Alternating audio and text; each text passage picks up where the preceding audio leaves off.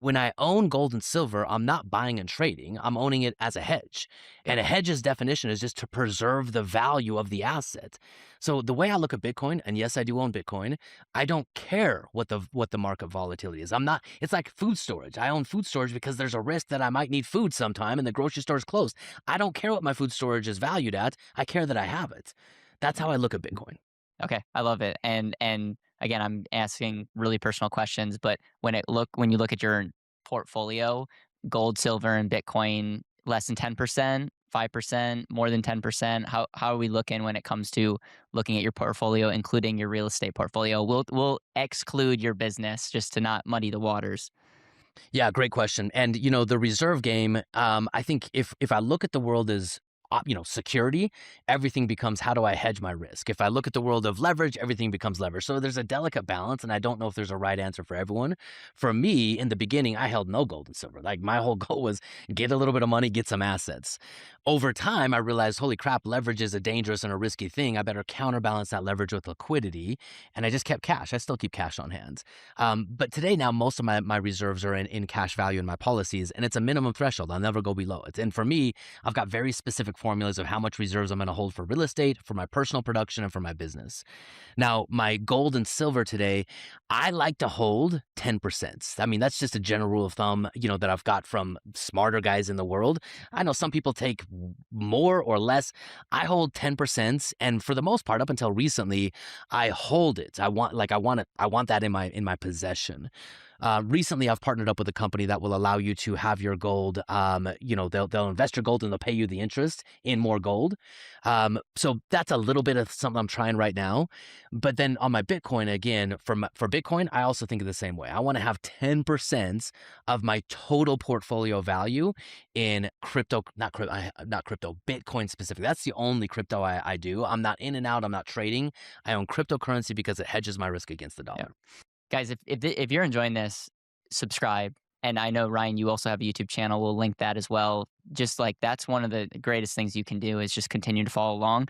Obviously, Ryan, this is the playbook. Mm. So go get the book. Go get the book. We'll have a link down below. This is, I mean, we covered a lot of ground in this conversation, but this is just scratching the surface for what's in this book. And then Ryan, obviously, there's going to be tons of people that are curious to learning more. We'll have links to how someone can learn more about just this idea of real estate being retiring in 10 years or less.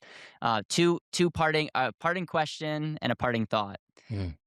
Question from an income standpoint, is there an income level that someone needs to be at for banks to even work with? Like if someone's like watching this and making 50 grand as a household, probably not a great first start. Probably advice would change. How much does someone really need to be making right now for them to realistically be able to apply this?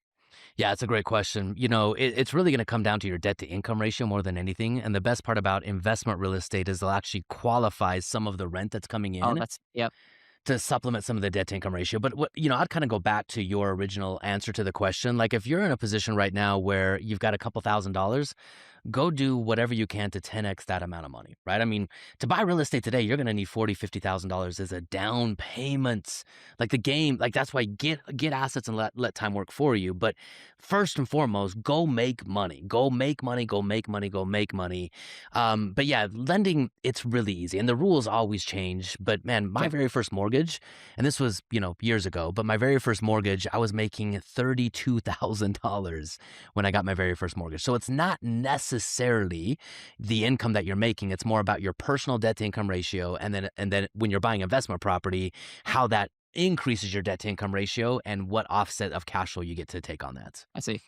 Parting thought is I really appreciate you. A lot of people talk about life insurance, real estate, but they don't actually show the numbers. Really appreciate you doing this.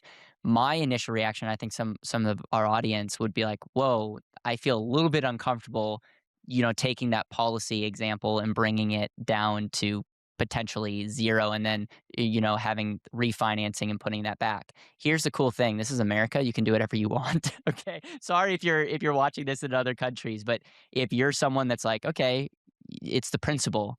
Could you do half of it? Could you is it's the principle that matters. You might be someone like me that maybe I'm going to continue to earn and want to make more money 10 years from now. So can I live off of my earned income, but continue to pour gasoline on this? So what I love about what you're doing is you're showing someone how to do it in 10 years or less, but I bet a lot of the people, including you, aren't going down to zero on all your things and then so you're showing us that that can be done. But if someone's like, oh, that feels risky, awesome, make it more conservative. Yeah. So I wanted to point that out because I think sometimes we can get over analytical and we can judge comments, and it's most people are giving you the 45-year journey of how you become financially free and retire, and you're doing the 10 years. And yeah, if the 10 years are going to, there are some quote unquote bets that you need to make, and I think you did a very good job talking about like these are not unrealistic, but also we're talking in 10 years. I just want to like actually quantify that because and commend you on creating this playbook because I think it's going to expand the way that people think, and whether they do it in shorter time or if they do it in 15 years. This is a playbook that I think is not, again, not something new, but you've made it really easy for someone to take life insurance, which is a phenomenal asset, and be able to actually use that in a way to become free without having to rely on passive cash flow being the thing. And so I appreciate that as well. Ryan, is there anything else that you want to say? Obviously, we'll put all your stuff in the links for people to check out your book and what you're up to. But is there anything else that you want to say before we land this plane? Yeah, Caleb. Number one, I just want to acknowledge the man that you are. I've known you for a lot of years now, and I remember I still have this vivid memory of you coming up to me. I'm pretty sure I was funnel hacking live, and you were like you were just a kid, and you had a cameraman with you, and you're asking me questions. I'm like, man, what the heck is this guy doing? But to see what you've built, to see who you are, to see the value that you give to the world, to see the way you objectively, unbiasedly give people answers to help people see the full picture. That's really, hopefully, the last word of wisdom that I'll give people today is your perspective determines your action.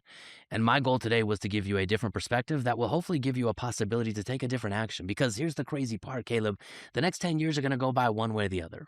The question is, if you think about your future self, do you want more freedom, more options, and more control 10 years from now? And if so, it doesn't start with life insurance or real estate. It starts with you getting a clear vision on what you want and why it matters. Because the only difference between the current version of you and the 10-year version of you from now that's free and does all the things that you can envision yourself doing, you have to become that person. That's the best part of the ownership economy. For the first time ever, you own your money. And when you own your money, freedom isn't just, oh my gosh, everything's blissful and wonderful.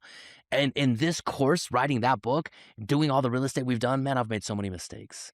And the best part about it is those mistakes, they teach you real lessons. And the smart person doesn't repeat the same mistake twice. So your objective is get clear on what you want, get extremely emotionally committed to why you want the thing that you want, and become that person.